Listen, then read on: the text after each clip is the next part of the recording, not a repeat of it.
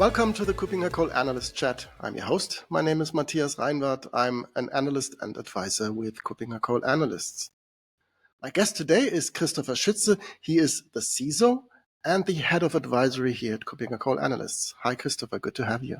Hi, Matthias. Being a CISO and having your origin in cybersecurity, you're a great partner when it comes to talking about cyber hygiene. We want to talk about cyber hygiene in a corporate context. So what can organizations do to protect themselves, their employees, their organizations, but also everything else, so including their reputation and in the end, the full company from adversarial attacks. So cyber hygiene is interesting, and rest assured, we don't want to talk about password policies, about locking your screen when you leave the desk. All important. Clean desk. No, we don't want to talk about that. Of course, you think that's important, right? Yeah, absolutely. It's still fundamentals, but still relevant. Exactly, and who leaves his desk in a way that people can pick up things or can access their computers just made a mistake. So that's quite obvious. But no, we don't want to talk about that. We want to talk about more modern, more topical types of attacks. We want to talk about this famous two-letter acronym AI. We want to talk about how AI is transforming the traditional methods of cyber fraud, and why it is so important and why it makes a significant concern for businesses today, including KuppingerCole. So how do you see that in reality in our daily business? How is AI influencing us when it comes to attacks? Yeah, first of all, it's not the fancy darknet, whatever doing stuff with hackers and all the stuff you see in modern movies.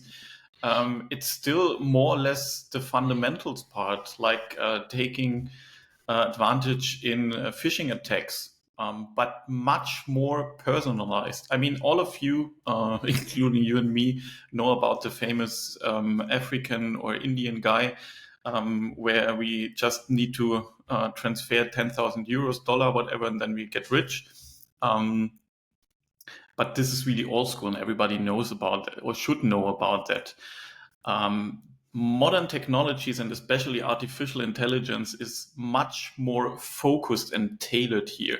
AI can analyze a lot of data. They can use data mining techniques and all that stuff to really have focused and targeted attacks towards you, specific as Matthias Reinwarth, as Christopher Schütze, or as you in the audience, taking knowledge from data breaches. So we are back in the darknet, getting informations around you like birth date, city, previous companies you worked with, colleagues. So stuff that is publicly available at LinkedIn, for instance, and use this for very targeted spear phishing attacks, for instance.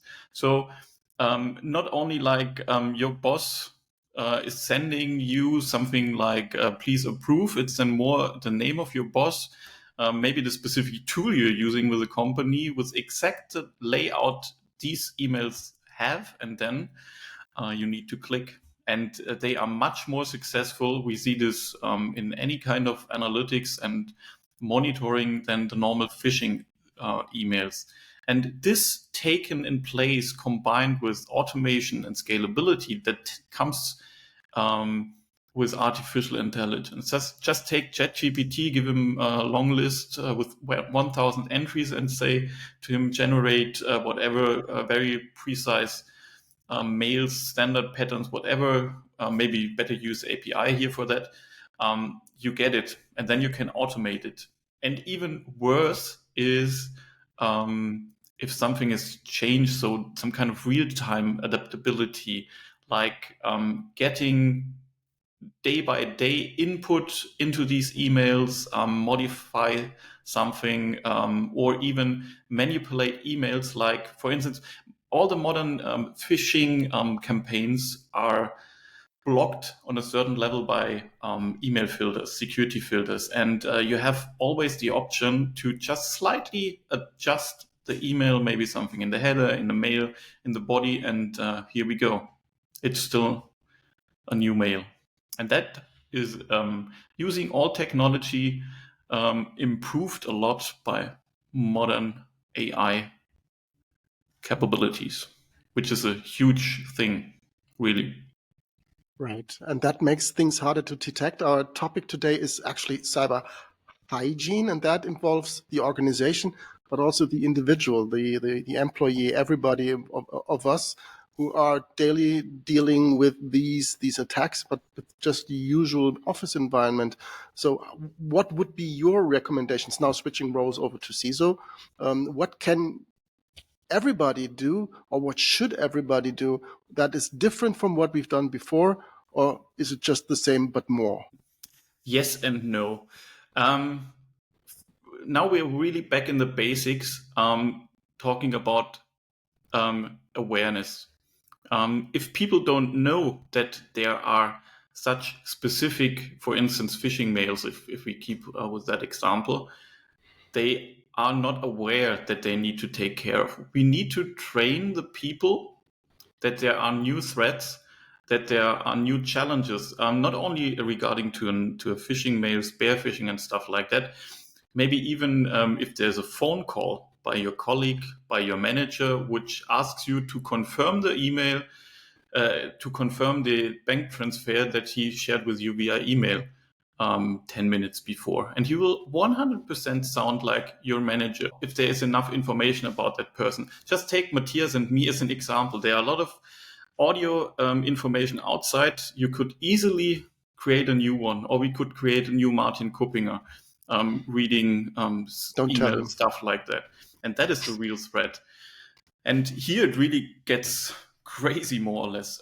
Take a huge stock company, and the CEO is mentioning something in media. Maybe he's using LinkedIn, X, or whatever is used, and announces something, and you cannot identify that. So we really need to train the people to be much more sensitive in checking, is this a relevant thing, than before. In the past, we trained the people to, okay, check the URL in the phishing mail.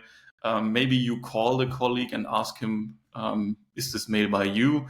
And then you need even more think about, is this a relevant thing, what the person, the attacker, is trying to do or to ask me for. And I think this is really the most important thing.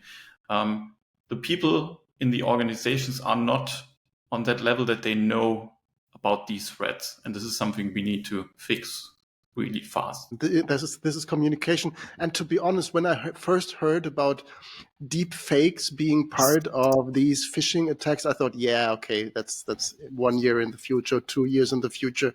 This is too expensive. This is too much work for just getting to my login accounts. But things have changed. Things have proven me not wrong, but maybe a bit too slow. So this is actually happening. So we need to make sure that people even understand that these deepfakes are out there. Voice is easier than video, but video is possible. And everything that you describe when it comes to mails and every types of communication, this is possible. And it's not only possible, it's out there, it's in the wild.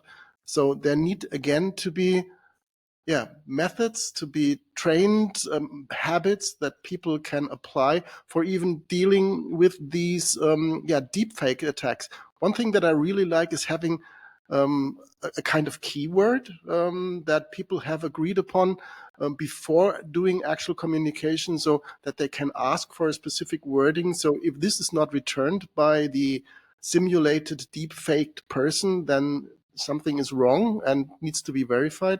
That is a good starting point. Any other methods for dealing with deepfakes? Maybe they just look weird? Yeah, as I mentioned, for instance, they could look weird. I mean, just take the podcast here and the video.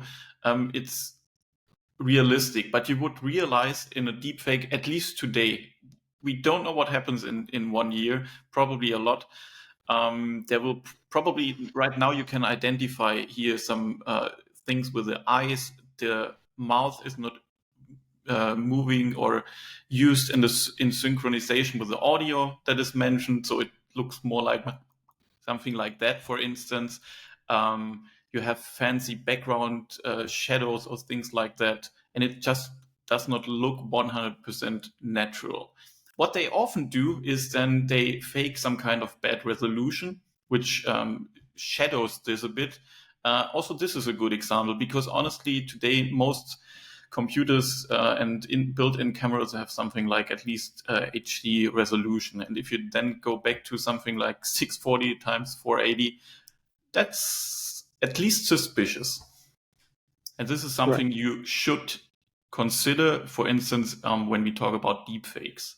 But if you receive just a video, so it's not real time, it can get better. Just take the typical, for instance, by Adobe, those Premiere suits and something like that, you can so easily manipulate now the video.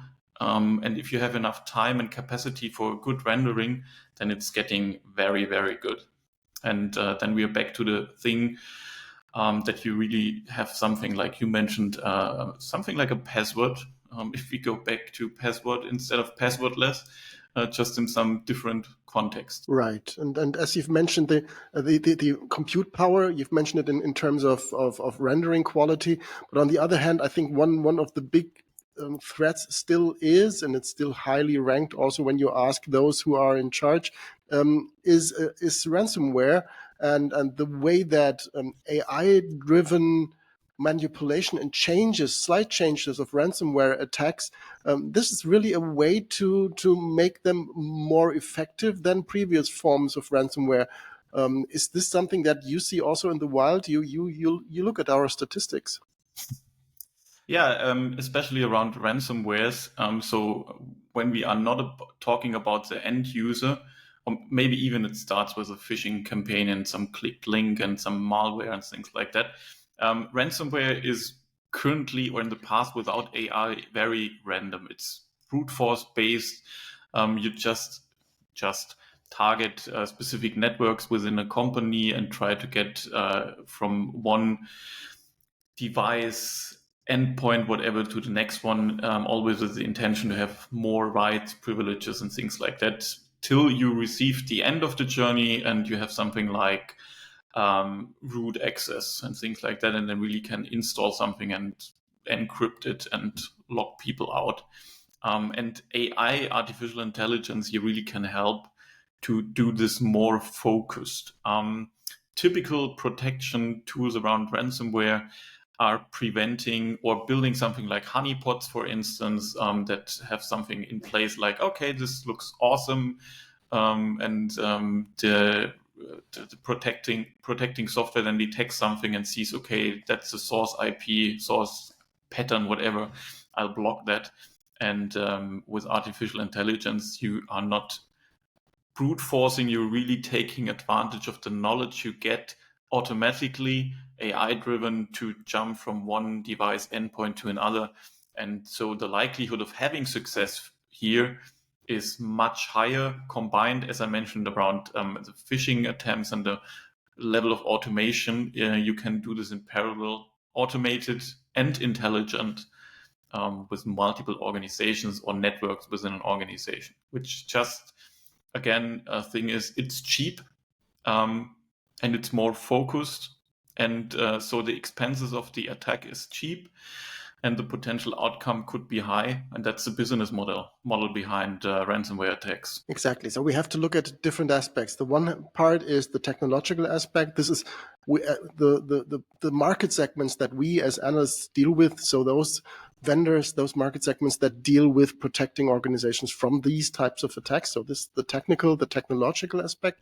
On the other hand, it's the human factor. It's the people. So the cyber hygiene aspect. So I think in the end, it's still required, and even more required, to teach vigilance, to make sure that people really understand that they should not only verify things but really think them over. Does this make sense? Can this happen? Would they approach me this way? Does this sound like Matthias? Is it the right time for him? So these are things that I think also need to be even more trained. We all love phishing simulation trainings, not, But they are important because they make us at least verify things. And I know many organizations, almost any, are doing it right now.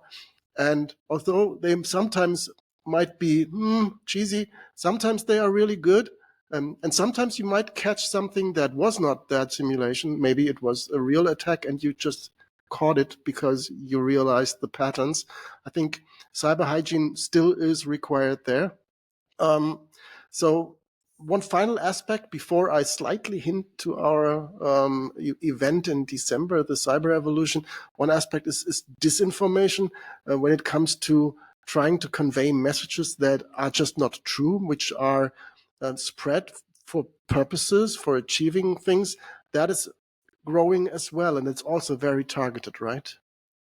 Absolutely. I mean, I mentioned this as an example for a chief executive officer of a stock company, but it is also relevant for every political statement. And I mean, in the worst case, this can cause military or can lead to military impact or whatever if people would not realize that.